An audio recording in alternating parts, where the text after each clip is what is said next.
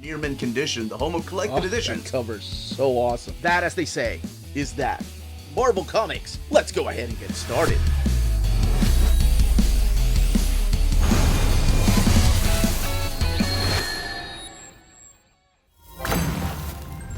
How's it going, all you minties? Uncanny Omar here from Near Mint Condition, the home of collected editions, and join me today for my overview of Marvel Gods. So, stay tuned.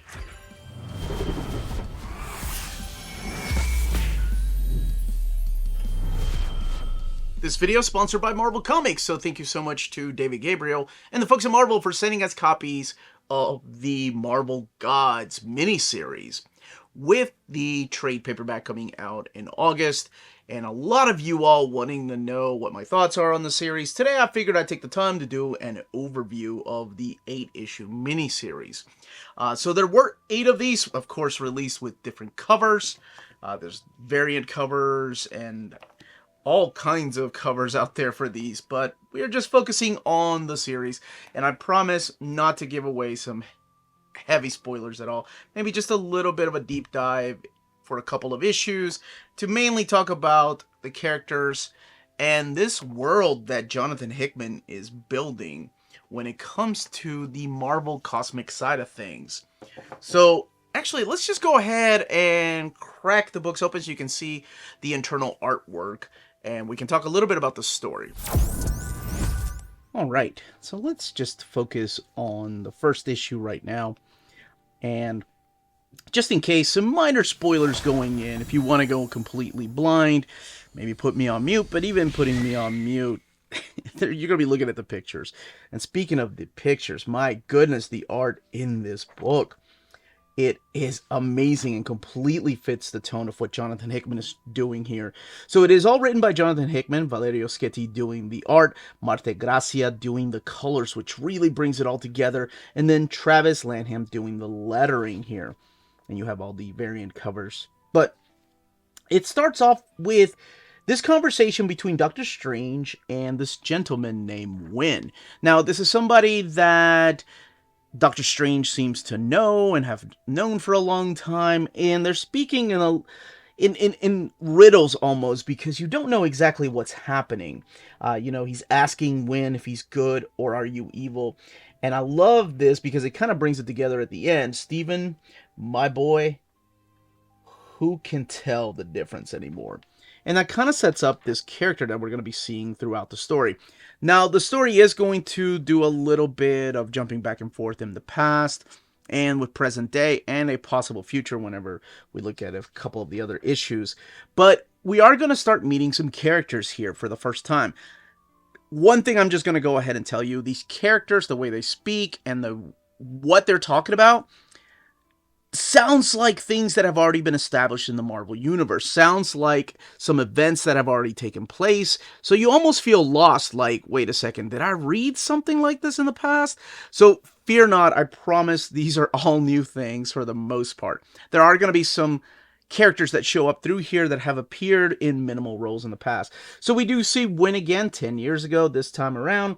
He's got no scar on his face, and he's hanging out with Dimitri. And then this young lady right here, this is Aiko. And Aiko's waiting for her husband. So Wynn and Dimitri end up going to this particular I guess like a masquerade, if you will, where they end up running into actual demons. Now, the more you read about this, the more you find out exactly what is going on. And it turns out that Wynn is the avatar of the powers that be. And even when he's confronted by these particular demons, it's almost like he's too good to be here. Like, why would he bother just wasting time with these folks? Well, it turns out that there's an actual demon that has been on the loose, and that's why he was sent here. So he takes care of that. And it doesn't really take care of it with ease. He does have a little bit of trouble. And the other person with him is Dmitry Krakow. He is the envoy of the natural order of things. So you have the powers that be and the natural order of things. And that's where Aiko steps in. I believe I'm pronouncing her name right. And it's Aiko Maki. But apparently they were married. And here she's telling him that she has to leave him in order to, in a way, progress into her new level of, I don't want to say management, but her new status for the Centrum. So that's what she is. She is the 97th centaur of the natural order of things. Again, they're going to be talking like you're supposed to know these things, but this is all just introduced through this very book, the concept of the powers that be and the concept of the natural order of things. Not the first time we've touched upon, cosmic and spiritual and sorcery type of things or magic type of things, but it's the first time we've actually seen big key players get involved in the human realm or the human side of things in a big scale like this. So she's like, hey, we need a divorce because I can't move up in my line of work while we're still married. And he's like, what are you talking about? How about we just lie to them and say, we're not together anymore? And she's like, they have too much power. They will find out. So what she does is she ends up shooting him. And that doesn't kill him, of course, but it does give him a scar.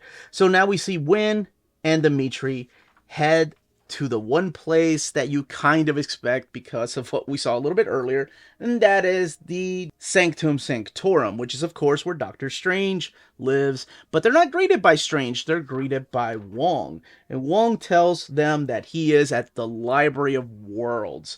Now, the Library of Worlds is a location where pretty much you can access any other world in the multiverse. This was first encountered in the pages of Jonathan Hickman's Avengers.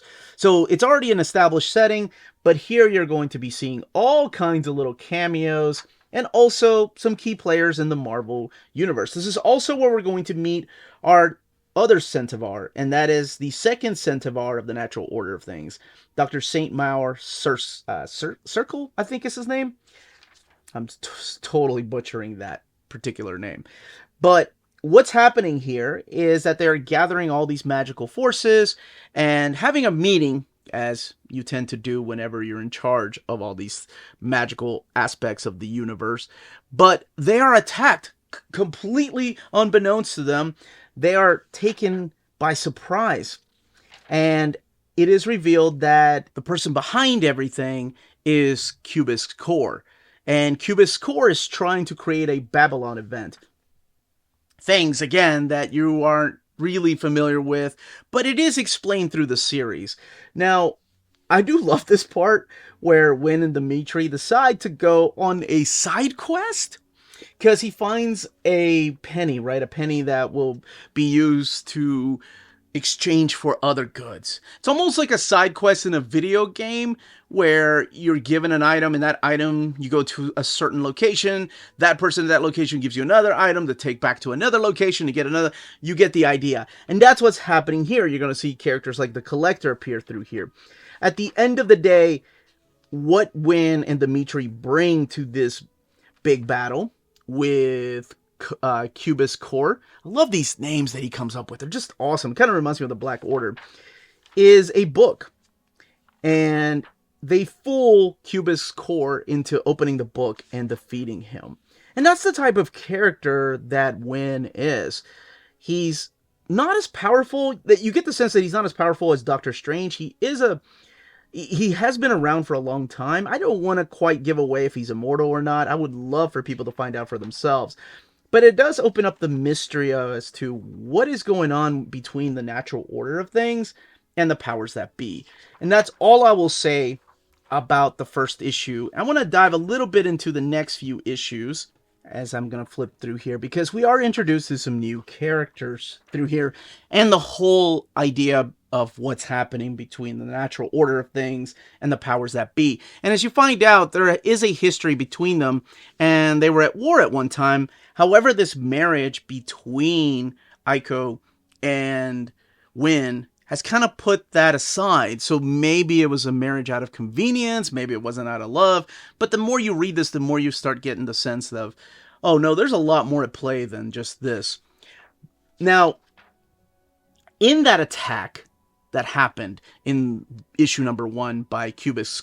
We do find out that he is working for someone else, and he gives big hints as to who it is, and he even kind of gives a hint as to who he might really be.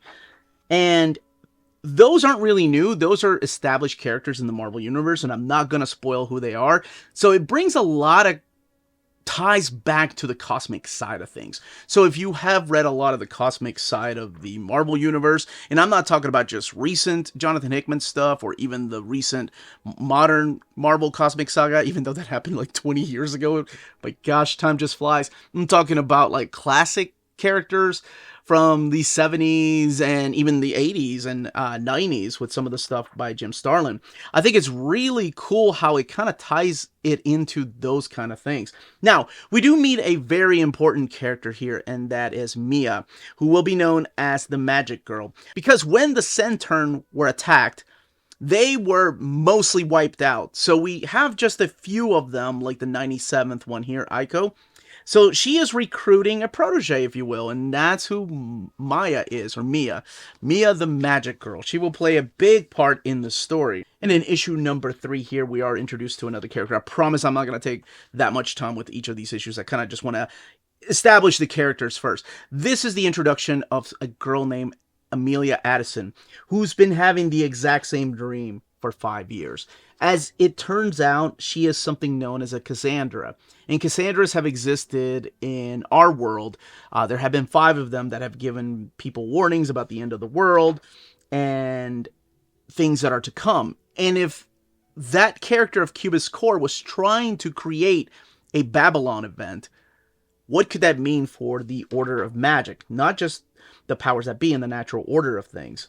So that is the character that's introduced here. And at the very end of this issue that leads into issue number 4, we are introduced to another character who will be your antagonist in here too. And that is Robert Forson, who is one of the smartest scientists, and you get to find out exactly how he came to be and how he became so smart and the powers that be and the natural order things and how they're all playing a big part of this. You are going to see some cosmic beings reimagined through here and tying it into the whole idea of what is even a Marvel god. Which we've seen in the past, right? Like, we've had a whole event called the Infinity Crusade where you had the goddess come in and say, okay, you people believe in this deity? Well, let me tell you the truth. So, she gathered her own forces. So this kind of puts those stories on the table and explores it even further. It goes in corners of the Marvel Universe I didn't expect it to go. I love this team up here between Mia and Wynn. I didn't expect this to happen so soon. Let's move on to issue number 6 here. But it did go in ways I didn't expect to go, but it still happened. Now, in here, you're going to see a lot of Easter eggs. So if you've read Jonathan Hickman's Fantastic Four, his Avengers, his run on Secret Warriors, and of course, the S.W.O.R.D, and maybe a little bit of Powers, House and Powers of X, or his X-Men stuff during the Krakoa era, you're going to see a lot of Easter eggs in here that you're going to be like pointing, going, hey, I get that. One of those Easter eggs is like a book, for example. And it is the Book of the Black Swans, and it tells the story of the Black Swans, and I thought that was really cool how he was kind of tying it into that particular characters and who they are. Moving on to issue number 7. Now, I've talked about what he's doing here, and I've mentioned the characters. So if you're watching this video, you're getting the sense that, okay, Hickman is doing a lot of world building, and he's introducing a lot of characters, and he's having a lot of character developments. For example, you finally find out the secret of Dimitri in this particular issue, and it's issue number 7.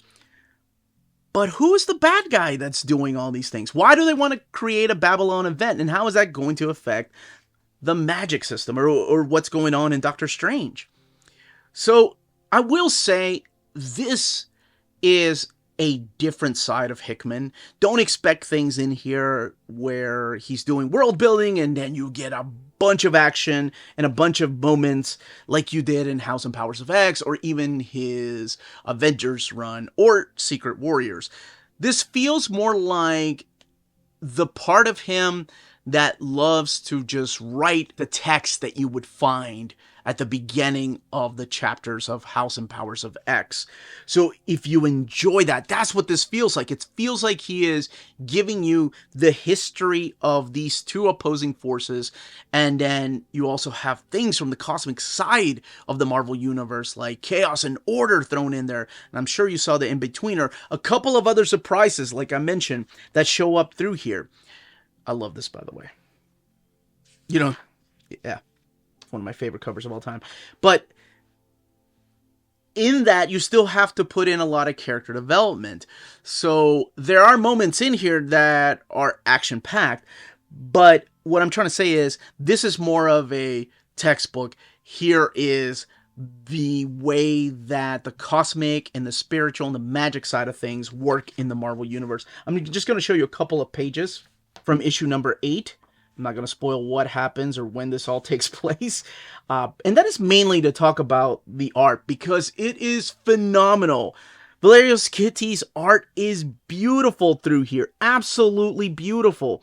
And Marte Gracia's colors, perfect. I love the way that this is done. And there is a lot of dialogue-heavy moments through here. And the lettering by Travis Lanham, solid. The way that it is spaced out through there, so you're following the word bubbles and not getting lost. It's nice. Now, that's all I really wanted to say about this. Quick overview without going into spoilers as to what this series is and what it will mean for the future of Marvel Comics. So now that we've looked at the artwork and talked about the story, I do want to give a little bit of my final thoughts on this without, again, going into spoilers. And I really think Jonathan Hickman here is doing something completely different than he's done at Marvel Comics before. He is really recreating a lot of the cosmic side of things and building on the history of that and doing a lot of world building for things we haven't seen before. So I'm excited to see where these characters go from here and what other Marvel events are going to be tied to and what other series are going to be hopping in on. But I would love to see a continuation of this, honestly, because it feels like we just got started and there's so much more. Just, oh my gosh, just within that first issue, there's a couple of things that we didn't go back on, but you know, that's how Jonathan Hickman writes.